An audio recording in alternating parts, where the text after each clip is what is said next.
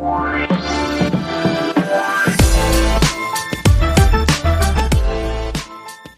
guys, welcome to Life with the Liz and Bees. I'm Sammy. And I'm Hunter. In today's episode, we are talking about being in a relationship but still feeling lonely. So whether you're dating, engaged, or married, you could physically be with somebody and still feel feelings of loneliness. And so we're going to kind of talk about that. Yeah, I'm excited because I think our last episode was all about purpose, and I think that's the man side. And I think the loneliness is kind of what the women feel. Yeah, so we're going to talk a lot to the females today, to the women today, but this is really good for men to listen to because you may not know that your spouse, your wife, your girlfriend could be feeling this way. So stick around.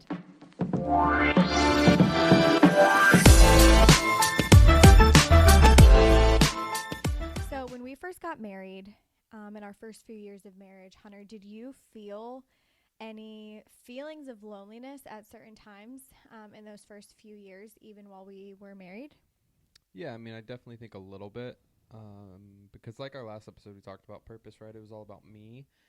I think if I wasn't so focused on me and I communicated more, I wouldn't be as lonely. But I think because we were so busy with school and with work and with just this whole new life being married, I was a little lonely. I don't feel like I was completely connected to you.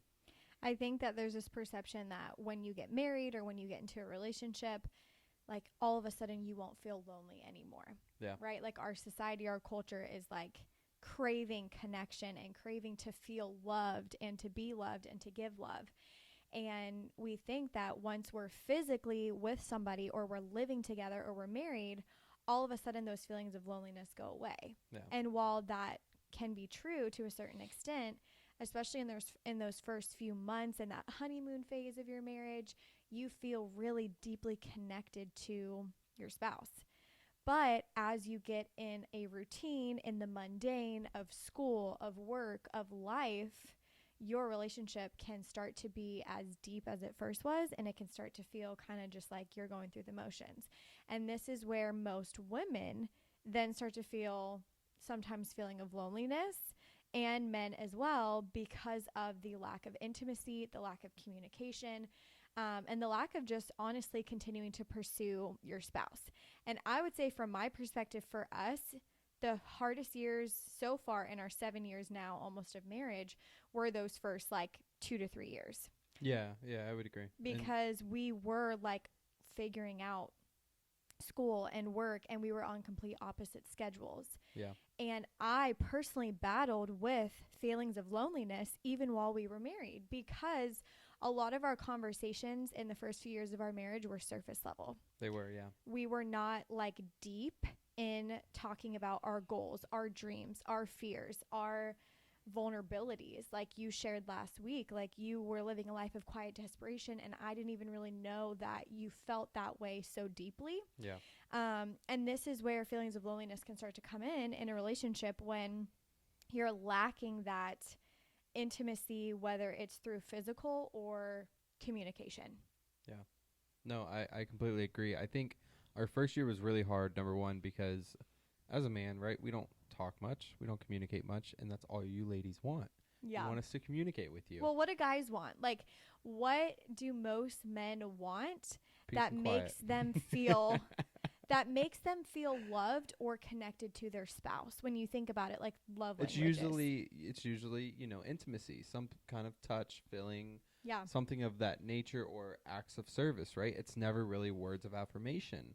But I feel like a lot of ladies love words of affirmation, and it's like us men, we don't always give that. You know, you may have your 1 in 10 man that just knows how to speak and can tell you a poem without even having to write it down.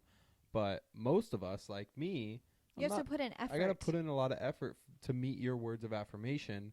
And it's not really that much. It's just a lot of effort for me because I'm not used to communicating as much. But right? it may be a lot of effort for me to desire to be more intimate with you, because exactly. most women don't have those feelings every day of like, okay, I want to have sex tonight, or I want to be intimate tonight. Yeah. We are wired differently. God created us differently. So it's like, if most men view intimacy and connection and feeling like really deep with their spouse through touch and through sex or through that, but most women feel that through talking, through words of affirmation, through acts of service, then how do we kind of like bridge that gap so that neither party feels neglected or feels lonely, but you can find this common ground to where you're both moving in the same direction and fulfilling each other's love language and feeling connected.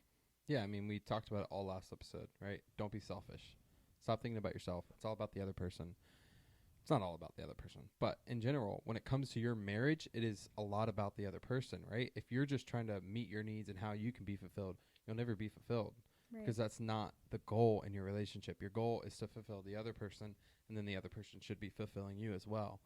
And when you do that, I mean, that's when you get your, I think, really good marriages. I think we both do really well now with how we communicate, how we talk. We now know, hey, what are your dreams? We talk about, we talk about what businesses we want to start next. We talk about where I'm at in my life. Just like the deep stuff. Exactly. It's not transactional conversations. And I think it's that's really wanting to know, Yeah, most couples or most, whether it's male or female in the relationship, start to feel lonely. You start to feel lonely when your conversations are forced or they're transactional. So it's like, hey, did you pay the bills? Hey, what's for dinner? Hey, how are the kids today? Hey, have you paid this? Or like when the conversations are just about your transactional things in your life, and it's not like, hey, how are you really doing today? Hey, how was that exam that you took at school? Like, how did you do? Hey, how can I pray for you? Like, what are you feeling? When you get deep and you start asking those kinds of questions, like, your spouse at first may be like, whoa, these are kind of like deep questions. We really don't like talk deep like this. I think that's how it was for us at first when we started maybe getting a little deeper in conversations. We were like, we really haven't gotten deep before asking questions like this. So it was a little hard at first to be vulnerable and open up. But what happens when you do that is you realize like the other person wants to be vulnerable as long as you're providing a safe space for them to fully be themselves and to not think they're crazy or judge them or cast shame onto them for feeling or desiring a dream or a fear or whatever it may be. Yeah, no, I completely agree. And that first year was really hard on us, right? Like we were so busy trying to get to know each other, but not really, because we didn't have time for that. We kind of put each other on the back burner instead of putting each other on the front burner. Because our mindset was like, we're just in this season where like we have to get through school, we have to make money. And like, yes, there's going to be those seasons that are super busy, but that doesn't mean you can neglect your spouse's needs when your spouse should come before your school, your work, right? It's like God, spouse, your kids, and then everything else. Right? And we had it opposite. We had school, work, spouse, God. We honestly had it like way out of order, and no wonder like we didn't feel as deeply connected to each other in those first few years and neglected some of those deeper parts of our relationship because we had it so out of order. And once we like went through marriage counseling and then really saw how different we were in terms of love languages, and we weren't meeting that for each other, and we saw, wow, this is actually a simple shift. I think when you really figure out how you can fulfill your spouse's need, you'll realize it's actually simple. Like it's really not that hard to it's not that hard to put in a little bit of effort to meet the other person's need. Well, I think a lot of times we don't listen. We like to talk and we don't listen. And what happens is we say what our needs is, but then we don't listen to what the other person's needs are. And what you're doing is you're just hitting a wall, and you both are just sitting there like this instead of passing through. Yes. And then allowing each other to hear it. And I don't know if you remember that quote I said at the very beginning of our podcast, not this one, but 10 episodes ago, whatever it was, but it's all about the humility of listening and communicating. Yeah. Communication is having the humility to understand what the other person is saying. And if you can understand what they're saying, then you'll be okay. But the issue is you have to understand what they're saying, and you have to basically communicate in a way they want to listen. Right. And what happens is we don't like to communicate in the way they listen. We communicate in the way we listen. Right. And it makes it harder on us, even though it's very simple, but it makes it harder. So for me, right, if mine was acts of service, my way of communication is, hey, I'm going to go do the dishes for you. But for you, you're like, I don't need that. Right. I don't need dishes. I need you to tell me you love me. I need you to tell me how my day was. I need you to ask me about my business. I need you to ask me about what my relationship with God is right now. Yeah. That's how you listen, So I just think we don't always listen. We like to just talk. So That is so good, and that's such a good point. And it leads me to just like that, not necessarily like analogy, but just thinking like you could be in the same room as somebody, but still feel lonely. How many times, Hunter, are we just like in bed or in the living room and we're in the presence of each other, but we're on our phones or we're watching a show, yeah, but we're not talking. We're completely silent. We're scrolling. We're on our phones. And there's nothing wrong with that. Like, That's okay. especially after Absolutely. you've had a long work day or an exhausting day with the kids, it's totally okay to take a mental load off by scrolling or by watching TV. But it also is super important that that doesn't become your everyday routine to then neglect actually talking to your spouse, because you think, oh, we're spending time together because we're in the same room watching the same show, sitting next to each other, but you're really not being intentional with each other. Yeah. That doesn't mean that you're actually spending time together. And so often we think we get every weekend with our spouse, right? They're not working. But are you actually being intentional with them? Like, and if the kids are involved, you could be centering like all of your weekend activities around your kids, but then still neglecting your spouse. Yeah. And putting your kids before your spouse. So it's like, how can you model for your children that like spouse comes before the kids? Well, you have to schedule those, you know, date nights, those times away from your children, setting the example for them that mom and dad, their relationship comes first so that we can then show up to serve you best as parents. But you need both. You need those times where you're just sitting there scrolling on your phone to take a mental load off, but you shouldn't count that as intentionally being or spending time with your spouse. Yeah, and again, it has to be at a neutral zone, right? It has to be at a place where we both are comfortable.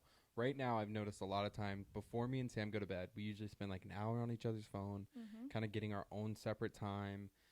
Whether I go work out too, whatever, we just decompress and have our own time, and then we talk at night.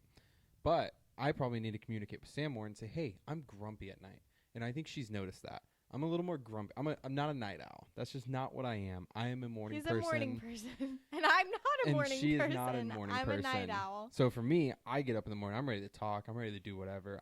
I'm good. But at night, as soon as I set my phone down, it's like, I don't know what happens. I don't know if, like, I just took a melatonin that snuck into my water. Passes out. But I just get super tired. And Sam, that's usually when she wants to talk. But for me, that's just not. The other night, oh my gosh, what did Hunter say to me? I was like sitting there and I was struggling to go to sleep. And he was maybe watching basketball or something. Or he had just put his phone down. I can't remember. But I just like every like 30 seconds, I would just like say something about like the day. And then Hunter like looked at me and he's like, are you just like struggling to go to sleep? Do you want to talk? Like, what do you need? Like, he's like, basically like you're saying something and then you're being silent for a minute. And then you're wanting to talk again. And he's like, and then I think I said like, no, I want to talk to you about my day. And you were like, okay, well, like you just kind of were being a little weird about it. You weren't like communicating.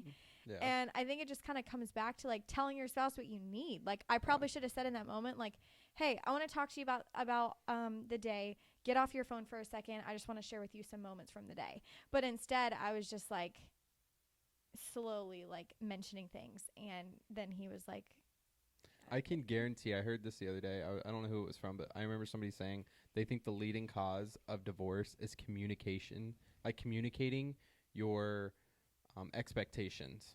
If you communicate your expectations, you're all good. But when you don't communicate expectations, it just leads to failure. It's got to be worse than, finances and cheating, because if you don't communicate your cheating expectations, what's considered cheating, right? If you don't communicate your finance expectations, whether if your to finances, you liking another girl's picture or having an emotional connection on Instagram isn't cheating, then they're not thinking anything is wrong with it. Yeah, you just didn't like you didn't express your it. expectations. Yeah. So the other night when you're talking to me, I'm like, is this like a time that we're gonna talk? And I remember you got kind of upset. You're like, well, I haven't really got to talk to you today. Yeah. And I'm like, I understand that, but like, I'm tired. Like, yeah. I didn't. But then I felt bad, so I was like, all right, Sam, let's talk.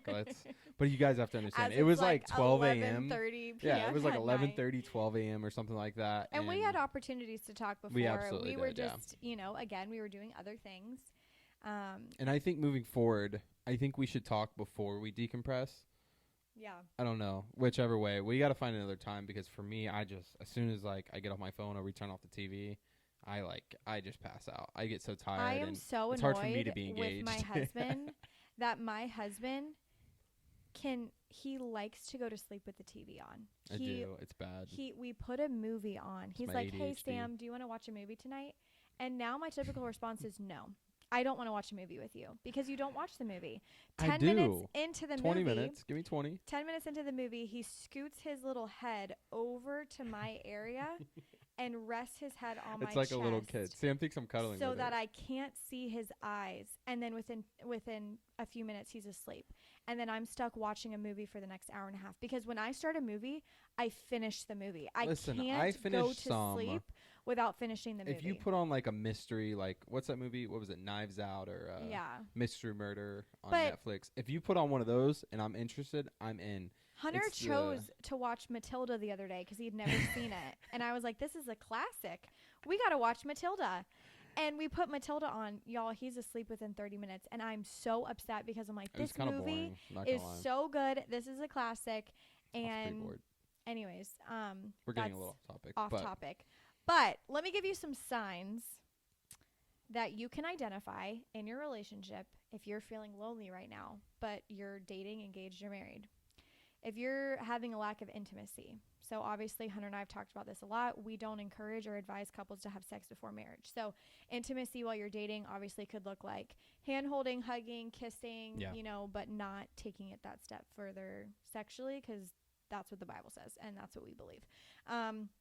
But when you're married, if you're having a lack of intimacy with your spouse, like not desiring to be intimate with them or have sex with them, that's a sign of being lonely in your marriage. You know, I remember our first couple years of marriage. I was like, Sam, listen, do I need to hit the gym? Do I need to do something? I was like, is it how I look? Is it that? And that's how us men think, right? We always think it's how you look. But if your wife doesn't want to have sex with you. Then I think sometimes this may be a little bit inappropriate. I'm like, I see a guy, kind of an average looking guy, and then you see a beautiful woman. You're like, how do they get together? I bet that man knows how to speak to a woman. I can tell you right now he knows how to, right? I just think about that all the time, though. Our first couple of years, I was like, all I was thinking about was how, again, my own mindset. I'm sitting here thinking, like, I'm not Why doesn't hot she enough for always her. wanna have Like, sex with me? what have I done And it wrong? had nothing to do with that whatsoever. It was that you weren't meeting my need emotionally Yeah. of words of affirmation and acts of service. Absolutely, yeah. Like, and we just talked about that. Like, I will desire to meet your need when you desire to meet my need. It's a Yep. both and it can work simultaneously together.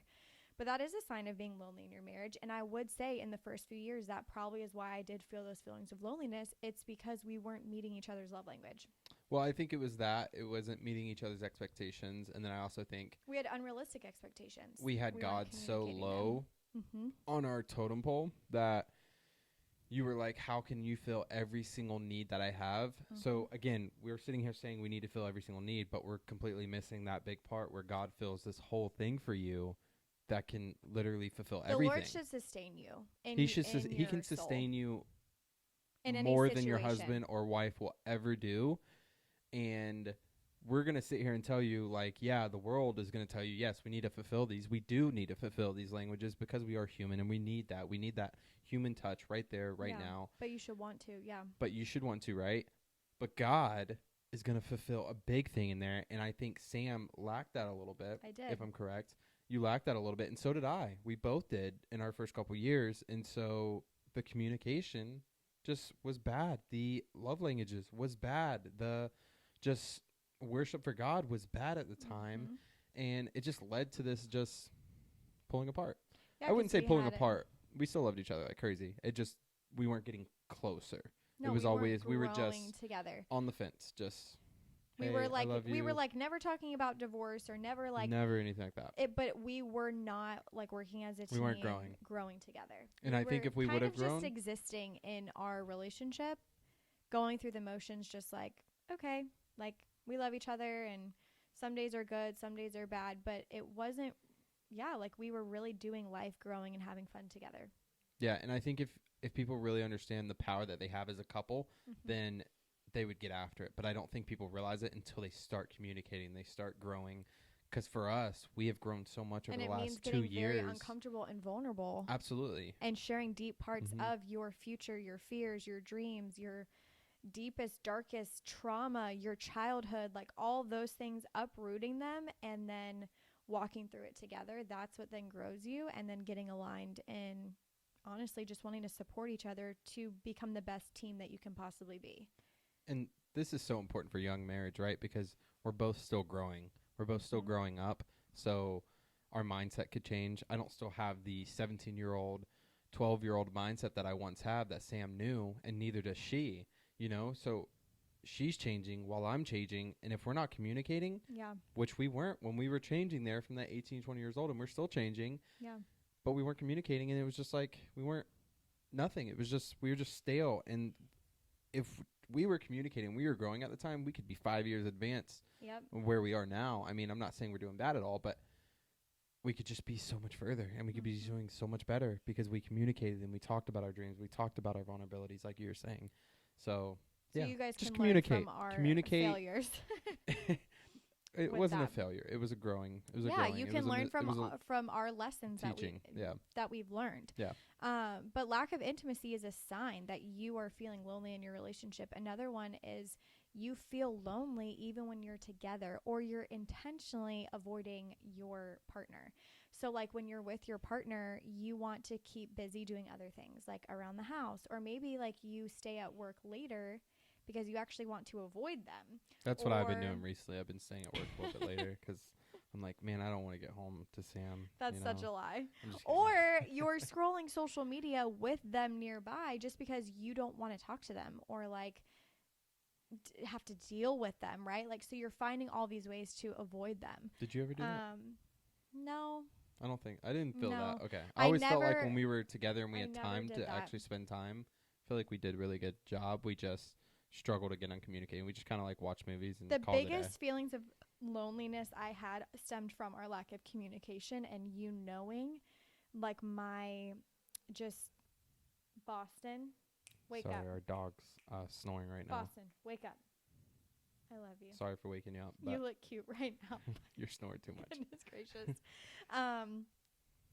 It stemmed from our lack of talking deeply. Yeah. About our struggles, about our dreams. Like we've said so many times, we had surface level conversations, but they weren't deep.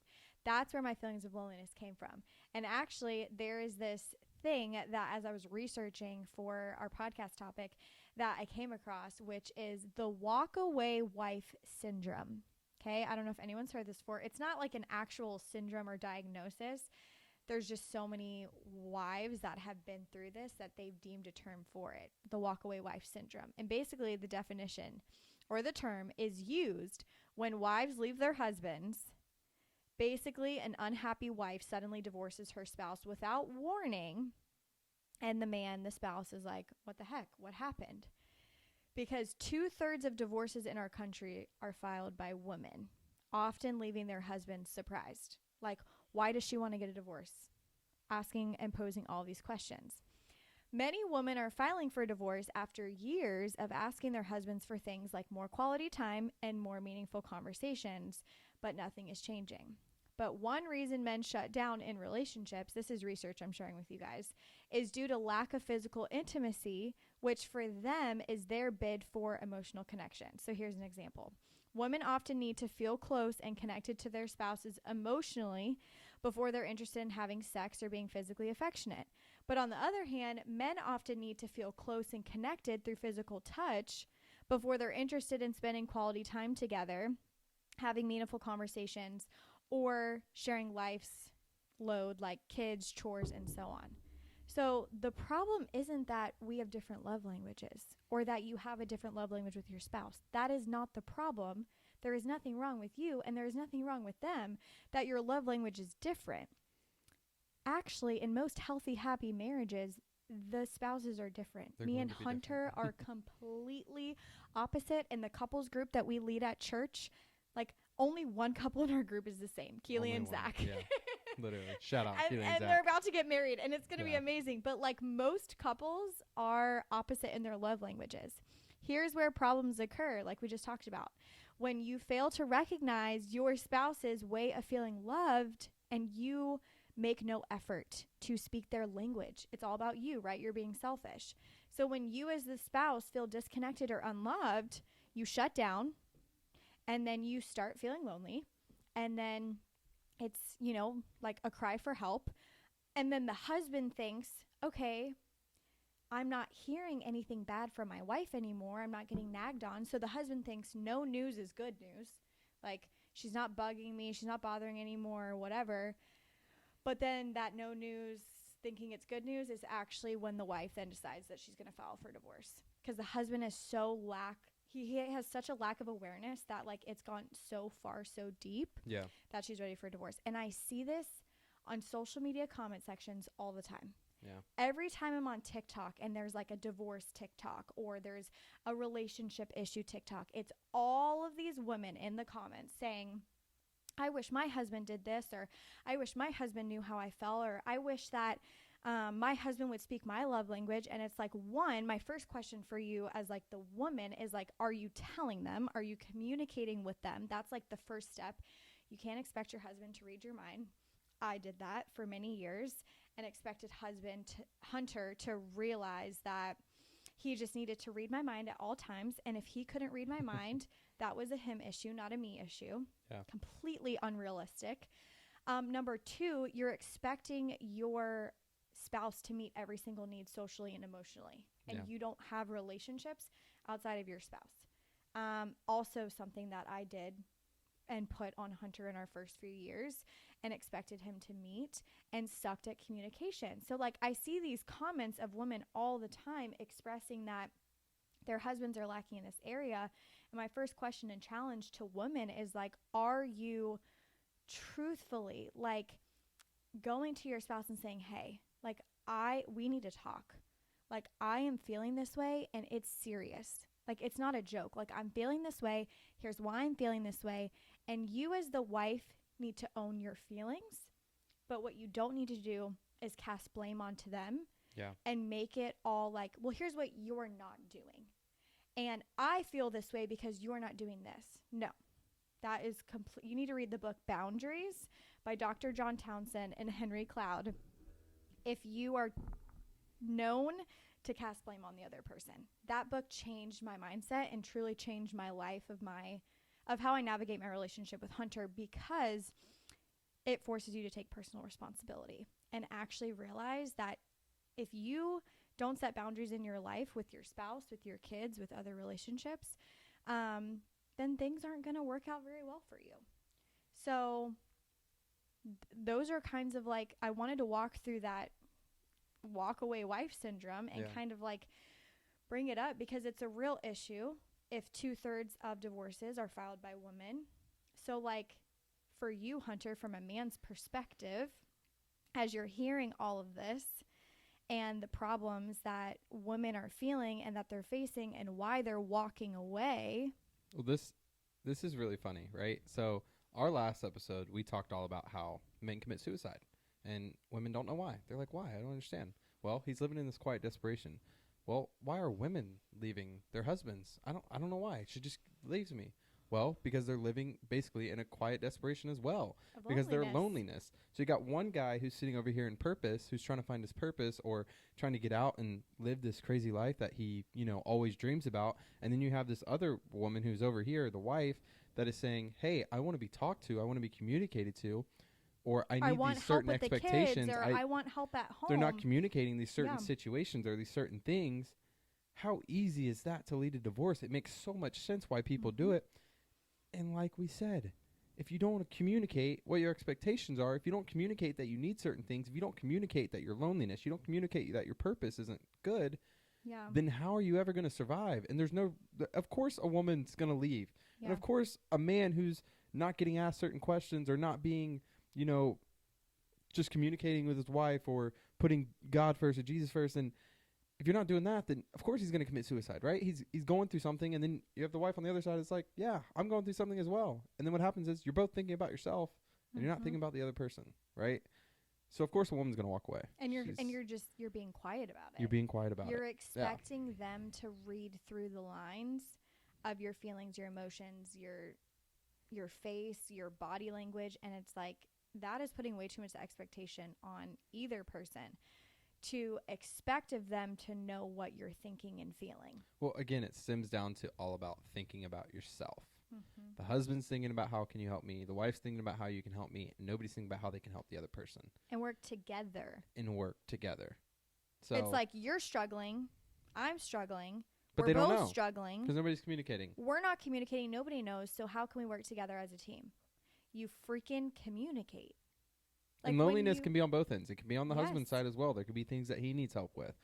But I do think it's more so. And you talked about that. I think the men's side is this quiet desperation because the man is expected and has the responsibility and authority as the head of the household to provide, to go to work, to pay the bills, to be the disciplinarian, to lead the household. The wife is more expected to take care of the kids, to keep the house in order. To handle those kinds of things. There's different roles and expectations on men and on females, and both of them are valid. Both of them are hard. One isn't more important than the other, but you could feel less than in your marriage and in your relationship a lot of the times if you're not on the same page and you're not working together as a team. Like Hunter and I have gotten to this space in our marriage where we both realize our roles in our everyday are both really hard. His role is really hard of going to work 10 hours a day, 4 days a week away from our family to bring in an income our family needs. Yeah. My role is really hard being home 10 hours a day with a toddler, being pregnant, keeping the house in order, cooking and cleaning and raising a child. And then on the weekends doing it together. We both acknowledge we are equal in our roles. Absolutely. They both are very hard. They're different. And we get different things from both of them. I crave adult interaction. I crave that. Hunter gets home and he doesn't crave that. He craves more, I want to be quiet. I want time with my daughter. I want time with my wife. And then I want to work out and go to bed. So it's like we crave and desire different things, but we are called to work as a team. We are one flesh according to Christ. And I think that ultimately the greatest solution to solving the problem for you, feeling lonely in your relationship, is you're putting your spouse before God. You're putting your boyfriend, your girlfriend, your fiance before God. And God actually is supposed to have first place in your life because he's the only one that can fully fill that void of loneliness that you feel. Yeah. Your husband is not perfect. He's going to make mistakes. He's going to fail. And vice versa. So if your entire identity and hope and everything is in your spouse to fulfill that need for you, when they don't fulfill that need, you feel crushed. You feel unloved. You feel hopeless. But if your hope and your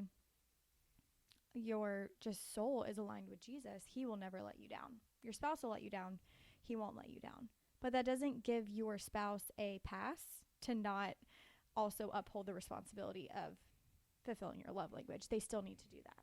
Yeah. Last episode, I gave all of the women a challenge, right? And their challenge was to ask all of their husbands, what are your dreams? Where do you want to be in life? What all these different questions they should be asking their husbands. But now it's time I challenge the husbands. You should be asking your wife, how can I help you today? How was it with the kids today? Was it hard? How hard was it? Do you need help right now? Do you want me to take the kids for the rest of the night? Don't forget, your wife, if she's a stay-at-home mom, she has been interacting with nobody except your kids. That's it. Maybe a phone call to her parents or friends, but nobody in person, not all the time. Sometimes, or you even may if go a mom somewhere. goes out, she's interacting with other moms and their crazy kids. Exactly. So it's like you're just surrounded by kids all day. So I'm challenging the husbands this time. Do the little things. Like Sam asked me the other night, hey, do you mind when you're done with your workout and you come down here and you make your little protein drink or whatever it may be, do you mind turning on the coffee machine and just letting it preheat? And I'm like, absolutely. Like, just remind me. I'll get it going, and once I remember, it'll be good. I can do it every single night for you. Do you need help whenever I get home from work to be done with Lily? Because I know she's a lot. Do you want me to take her for an hour and a half so you can have a break for a second? Just do the little things, and I promise you, your wife will not feel alone. And maybe they don't need words of affirmation. Maybe they need acts of service. Most women Stop need being acts of lazy service. and do something. I understand you had a long day at work, but get over it. Like, you're thinking about yourself. You're being selfish. Think about your wife. And I'm challenging husbands today. Just do something small, and I promise you your wife will appreciate it more than ever. And wives, you have to communicate what the needs are. Yeah. You can't expect your husband to get home from work and know that But he immediately needs give to them jump extra into brownie it. points if they know. Yeah, Like if they- they're like, I notice she makes coffee at this time every single morning. Yep. And now he starts making you coffee without you even asking. You better hook my man up. acknowledge you know it. Give them praise and celebrate Yeah. what you see them doing well instead of focusing on what they're not doing. I learned that, a few years ago with Hunter. Like, I was always focusing in Hunter how he wasn't growing, how he could Yeah. improve. And when we went through marriage counseling, and the marriage counselor was like, Sammy, your husband has grown this much in this short of time than he has in his entire life in social settings, and you're still expecting him to do more and more and more to meet your need, and you're not realizing that he has already grown so much out of his comfort zone. You need to celebrate that. And I was like, oh my gosh, I do. And so it's like when you can just celebrate your spouse and acknowledge what they are doing instead of focusing on here's what you're not doing, here's where you're failing, here's what you're forgetting. And they're human. They're going to make mistakes. You're going to make mistakes. So it's like celebrate them. And as the wife, tell your husband what you need. Like I tell Hunter, take Lily immediately after dinner so I can clean up. Yeah. I can clean up the kitchen. I can take a second to just breathe. And sometimes we reverse that. We say, hey, Sam, you want me to clean up? And then you go take Lily? Like, what do you need? What It's do you just need communicating. in the moment? And then what do you need to get time away from your kids? So like recently it's been for me and Hunter, like, hey, Hunter, on the Fridays that we don't have like events or things going on, I want to go to a coffee shop and work for a few hours. Like I want to get away from you and get away from Lily to fill my cup alone. Because I come back so fulfilled. Yeah. Like when I'm away at a coffee shop working for a few hours, there's something in my soul that just like excites me. God refuels me, repurposes me, and I come back and I'm like, I have such a renewed sense of purpose, and I'm a better mom and wife when I do that. But like I have to tell Hunter, like, hey, this is an expectation or something that I desire to do. Can you help me out with that? So you just have to communicate. And I want to share scripture with you guys. Hold on, really quick. Yeah, go ahead. So I love quotes. If you guys don't know, I like to come up with them all the time, or not come up with them, but I like to read them or watch a video on them, whatever it may be. But from The Vow, the movie, all right? Yeah. So you were talking about like focusing on the good. Yeah. And The Vow in the movie, when Channing Tatum, what's her name? It's like Rebecca. Yeah, Rebecca something. I don't can't remember her name. Yeah. But when they split up and she had a concussion, she's back home with her parents. She finds out about her dad cheating on her mom. Yes. And what her mom said, she's like, well, why did you stay with dad for, this whole time, even though you knew that he was sleeping with my best friend. Like, that's crazy, right? Dad sleeping with daughter's best friend. Yeah. And she was like, I stayed with him because of all the good things, not because of one bad thing. Yep. And like, that is so big for anyone going through anything right now. Focus on the good, because I promise you, the good gets they've better. done 10 times more good than they have one thing that may have been bad. But you're just missing it because missing you're it so focused on that one bad your needs. Yeah. You're so focused on you that you're forgetting all the growth and the good that is happening right in front of you. And yes, It I all remember comes this back. because I watched The Vow like 50 times, something like that. Hunter So loves that movie. it's a bit. I was a big fan of that in high school. That's such a good point, Hunter. It really is. And I have a scripture for you guys to This just is even better than encourage quotes. you. Scripture is the way to go. Scripture is life. Scripture It is life. Like, Scripture is the way. let it come alive in you because Jesus is alive. It says in Isaiah chapter 41 verse 10, fear not, for I am with you. Be not dismayed, for I am your God. I will strengthen you, I will help you, and I will uphold you with my righteous right hand. If you are in a season of feeling lonely in your relationship, we just gave you some tangible things to do. We're going to share a little bit more before we close out the episode of how to solve your problem right now of feeling lonely. But the number one thing that you can do is to allow God to fill the void of loneliness in your soul that only he can fulfill. Nothing else can fulfill that. Not a person, not a thing, not anything of this world can fulfill that void of loneliness but Christ alone. So lean on that scripture. It says he's with you. He's going to strengthen you. He's going to help you. He's going to uphold you. Like he lives inside of you if you've received him. And so if you're feeling far from God or you're feeling distant from God, I would challenge you that's probably a you problem if you're feeling that way, because he lives inside of you. So like if he's with you right now, get the focus off of yourself and get it on thanking him. Yeah. Get it on praising him. When you just start thanking God for all that he's doing and praising him, immediately your sadness and loneliness turns to joy and gratitude, and then you live a life of abundance instead of a life of lacking. Yeah. So that's some encouragement for you. So don't forget, guys, there's a reason the Bible has so many good things in it. It's because it literally stands for basic instructions before leaving Earth. It is giving you everything you need to know. I love that. Like the Bible's giving you everything you need to know. So just read it. It helps. I have a really good tangible tip for also helping solve your problem of loneliness just in your relationship. And this, hopefully you guys can't hear our dog snoring. Yeah, Again. we're almost done. Boston, wake up. Wake up, girl. Thank the girl you. snores like no tomorrow. We need to kick her out of the room next time we record. My tip is create shared experiences. Yeah. When I started showing an interest in sports, golf, video games, this is facts. working out with Hunter, anything that Hunter is passionate about or loves to do, it was like our relationship 10x'd, because he was like, she cares about what I like.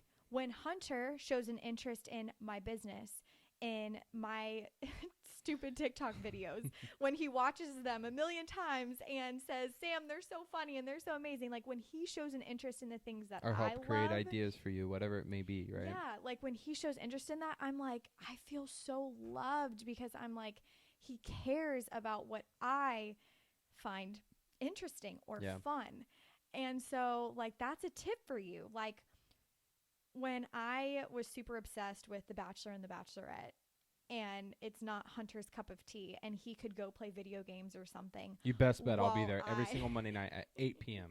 While I was sitting there watching The Bachelor. Tuesday night come on too, right? For Bachelor in Paradise. When Hunter was like, Sam, I'll watch your show with you tonight, my soul lit up. I was like, he's showing an interest in something stupid and fun. Even though I make fun of them the entire night. That doesn't matter. And mind-numbing just to decompress. Like when he showed an interest in that, it was just we just felt so I felt so connected to him. Yeah. Even though that may be hard for him to sit through and to enjoy, it made me happy. And vice versa. In the season I'm in right now, being pregnant, it's really hard to like work out with Hunter. But when Hunter and I were working out together and we were on a good routine doing like 75 hard or challenging each other to grow in our physical fitness, Hunter really loved that. And he was like, this is so good for me, Sam. Like you're holding me accountable and I feel so connected to you. So it's like, what are those things in your relationship that are shared experiences that you guys can, maybe you don't want to, but we're going to challenge you to do it because your person loves it. And if you show an interest in it, and I think this is really important when it comes to business. I can't tell you how many women I talk to all of the time that are like, I can't do a business, or I can't do something because my husband will not support me, like, or I'm too afraid to ask my husband, or he thinks it's stupid, or he thinks it's a scam, or he thinks this or that. And it's like, it breaks my heart, because if you're passionate about doing something that's going to better your future or better you guys together as a whole, that definitely is a deep conversation. You need to talk about the pros, the cons. Is it the best business idea? Like, yeah, you need to like be wise when you're making the decision. Yeah. But still, like, not having the support of your spouse when it comes to those life things is even harder. And that actually could be holding you as a couple back from seeing great blessings in your life just because you're stubborn, or because... Yeah. I mean, come on, husbands. Come on. I know you're a little worried. Maybe your wife's going to make more money than you. Get over your pride, because at the end of the day, money's money, and you guys are one, and you should have both of your finances paired together. And all I can say is be prepared. Okay, they're going to come to you and they're going to say, hey, I want to start this business. Wives, be prepared to give them an answer. Give them a plan. Give them your goals, and meet those goals and meet those plans. 100%. Because that's what the husband wants. He wants you to meet all of those. Not always. Some husbands are like, I don't want you to do anything. And I understand that standpoint too. But husbands, bro, like, She's just trying to bring in some extra income, and that's okay. Be If okay she with wants that. to grow and get uncomfortable, Yeah. support her in that. And Hold wives, her do accountable not, to it. wives, I will say this because I used to get frustrated with Sam. Do not bring your emotions from your business to your husband, because what you're doing is you're showing him just the Doubts bad and of the fears. business. Because I used to see a certain business that Sam did and how she would react to it. And I'm like, why would I like that if you're crying every other day because of a certain situation or drama going on or whatever it may be? Don't put that burden Show on your them the husband. good. Show them the good. You can still communicate the bad, but show them the good so that they are not neglecting or putting your business to the side because Yeah. of they're only seeing the bad. So communicate the You good. have to show Communicate both the bad. sides. They And need husband, to know. be interested. Ask them, hey, did you get a customer today? Hey, did you get a prospect today? Hey, how are you growing your business this month? Just ask them. Communicate, and we've talked about that. So That's so good. And then 2 other tangible tips for you. Set boundaries on phone time when you're together. Set boundaries when it We've comes talked to about this social before. media, and set the expectation of, hey, tonight is going to be a night where we sit next to each other and we scroll for an hour mindlessly and we don't talk, because that's what we both need.